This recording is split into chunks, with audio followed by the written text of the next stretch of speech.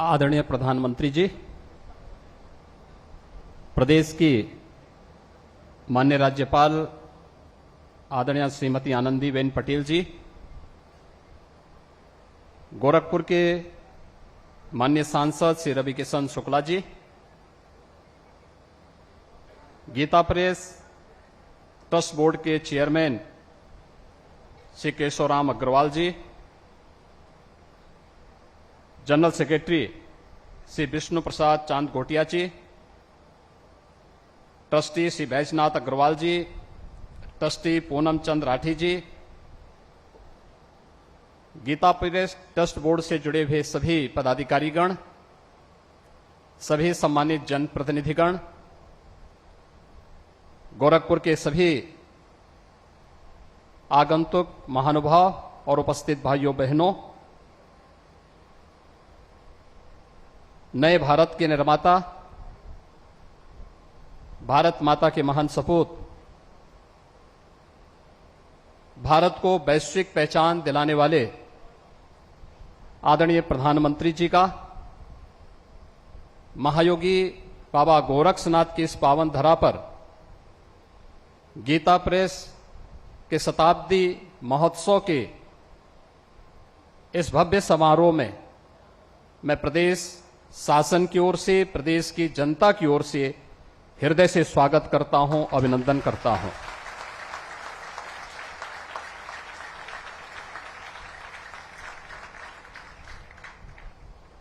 भाइयों बहनों, हम सब ने पिछले 9 वर्षों में भारत की विकास की एक नई यात्रा के साथ साथ आस्था और विरासत को मिल रहे सम्मान और वैश्विक स्तर पर भारत को मिल रही नई पहचान को देखा है। ये नया भारत जिसमें समग्र विकास की अवधारणा चरितार्थ होती हुई दिखाई दे रही है, तो साथ साथ भारत की गौरवशाली आस्था और विरासत को भी एक नई पहचान मिली है। हम में से हर व्यक्ति जानता है, योग भारत की अति प्राचीन विधा रही है, लेकिन पहली बार योग वैश्विक मान्यता प्राप्त हुई है जब 21 जून की तिथि संयुक्त राष्ट्र संघ के द्वारा विश्व योग दिवस के रूप में मान्यता देकर के आदरणीय प्रधानमंत्री जी के प्रस्ताव को वैश्विक मान्यता दी और वर्तमान में 180 देश भारत की ऋषि परंपरा की इस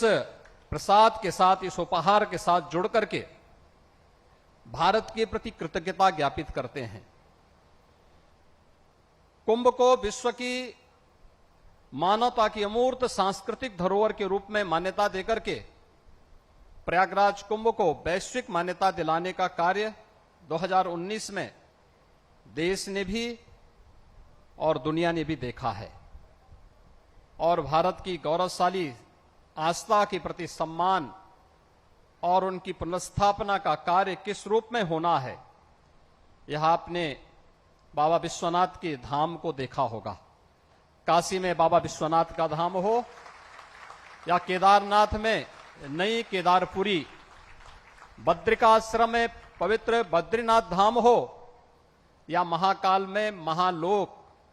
की पुनर्स्थापना का कार्यक्रम और 500 वर्षों के इंतजार को समाप्त करते हुए अयोध्या में श्री राम जन्मभूमि पर भगवान श्री राम के भव्य मंदिर के निर्माण का कार्य, ये सभी एक एक करके आज होते हुए दिखाई दे रहे हैं। गरीब कल्याण की योजनाएं जितना भारत के अंदर चल रही हैं, हुई हैं विगत 9 वर्ष में, आजादी के बाद कभी भी भारत के अंदर तो नहीं हुई,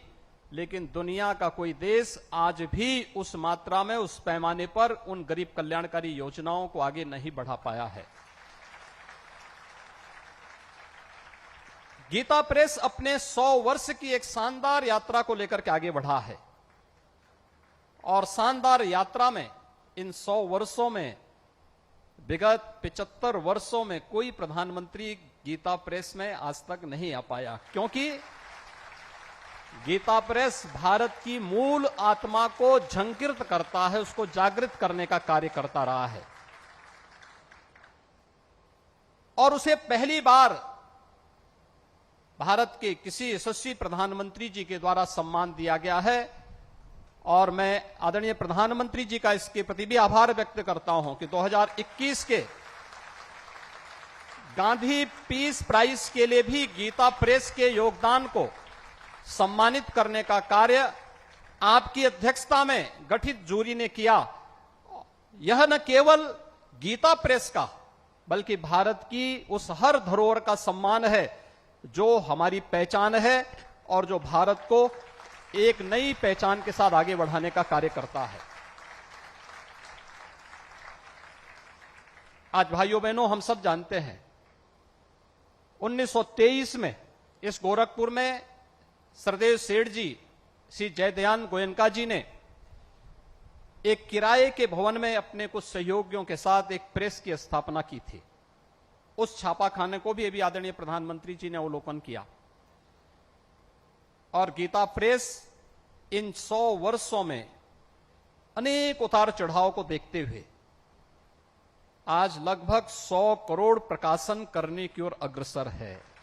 भारत की विशुद्ध सनातन धर्म से जुड़ी हुई भारत की प्रत्येक भाषा का प्रकाशन आज भारत के लगभग हर घर में मौजूद है। यह हर भारतीय को गौरवान्वित करता है, उसके अपने मूल के साथ जोड़ने का कार्य करता है। एक और आस्था का सम्मान और दूसरी तरफ विकास की नई यात्रा को ध्यान में रख करके देश के अंदर जो कुछ भी देखने को मिला है, ये तो गोरखपुर का वासी हर व्यक्ति जान रहा है। 30 वर्षों से बंद गोरखपुर का खाद कारखाना आज अपनी 110% क्षमता से कार्य कर रहा है। गोरखपुर में एम्स कोई सब कल्पना भी नहीं करता था, लेकिन वह भी आज साकार हुआ है और भव्य रूप से गोरखपुर का एम्स पूर्वी उत्तर प्रदेश, पश्चिम उत्तर बिहार और नेपाल के एक बड़े भूभाग को बेहतर स्वास्थ्य की सुविधा उपलब्ध करा रहा है।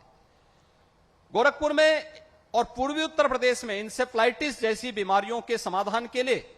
आईसीएमआर के एक रिसर्च सेंटर की स्थापना का कार्य इसी गोरखपुर में हुआ है। और यही गोरखपुर है रामगढ़ ताल, जो गोरखपुर की आपराधिक गतिविधियों का अड्डा था, आज शानदार सरोवर के रूप में अपनी एक नई पहचान बना रहा है। एक नई कनेक्टिविटी के साथ उड़ान योजना के अंतर्गत 2017 के पहले गोरखपुर में केवल एक फ्लाइट थी, आज 14 फ्लाइट गोरखपुर से चल रही हैं। और नए भारत की नई ट्रेन वंदे भारत के रूप में भी आज गोरखपुर से लखनऊ के लिए और जोधपुर से अहमदाबाद के लिए आदरणीय प्रधानमंत्री जी के कर कमलों से कुछ ही देर में प्रारंभ होने वाला है। भाइयों बहनों, ये अद्भुत संगम और सचमुच ऐसे महानायक का इस अवसर पर स्वागत और अभिनंदन हर भारतवासी का सिर गौरव के साथ आगे बढ़ता है जब वैश्विक मंच पर भारत को मिलती हुई प्रतिष्ठा हम देखते हैं। पापुआ न्यू गिनी हो, फिजी हो, ऑस्ट्रेलिया हो या जापान हो या दुनिया के दादा के रूप में माने जाने वाले अमेरिका के अंदर प्रधानमंत्री जी की लोकप्रियता या दुनिया के किसी भी अन्य उस मंच पर या भारत के 140 करोड़ लोगों के सिर को गौरव के साथ आगे बढ़ाता है और हर भारतीय को आगे बढ़ने के लिए एक नई प्रेरणा भी प्रदान करता है। और इसीलिए तो श्रीमद् भगवत गीता में भगवान ने इस बात को कहा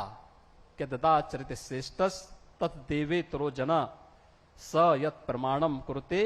लोकस तदनुवर्तते। श्रेष्ठ पुरुष जिस प्रकार का आचरण करता है, अन्य लोग भी उस प्रकार का आचरण करने लगते हैं और जिस प्रकार का प्रमाण प्रस्तुत करता है वो अन्य लोगों के लिए यानी लोक के लिए भी वह एक नई प्रेरणा होती है। और आज ये नए भारत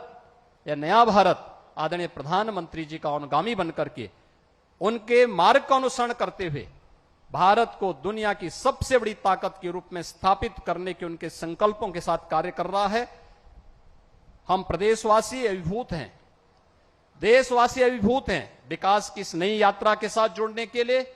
भारत की धरोहर को मिल रही मान्यता को लेकर के, भारत की आस्था को मिल रहे सम्मान को लेकर के मैं इस अवसर पर एक बार फिर से प्रदेशवासियों की ओर से, गोरखपुर वासियों की ओर से, पूर्वी उत्तर प्रदेश को जो आपने एक नई पहचान दिलाई है, उन सब की ओर से आपका एक बार फिर से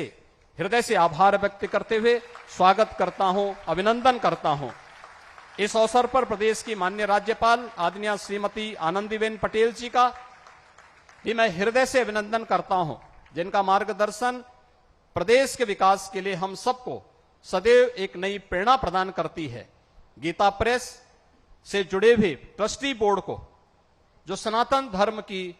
इस आवाज को साहित्य के माध्यम से जन जन तक पहुंचाने का कार्य कर रहे हैं, शताब्दी महोत्सव के अवसर पर उन्हें हृदय से बधाई और शुभकामनाएं देते हुए विश्वास करते हैं कि संस्थापकों की भावनाओं के अनुरूप यह प्रेस निरंतर 100 वर्ष की अपनी यात्रा को जिस प्रकार से, जिस शानदार तरीके से आगे बढ़ाया है, आगे की कार्य योजना को भी उसी तत्परता के साथ, उसी प्रतिबद्धता के साथ गीता प्रेस ट्रस्ट बोर्ड आगे बढ़ाने का कार्य करेगा। पूरा समाज और पूरी सरकार आज आपके साथ में है। इस विश्वास के साथ मैं आप सबके प्रति अपनी शुभकामनाएं देता हूं। धन्यवाद। जय हिंद।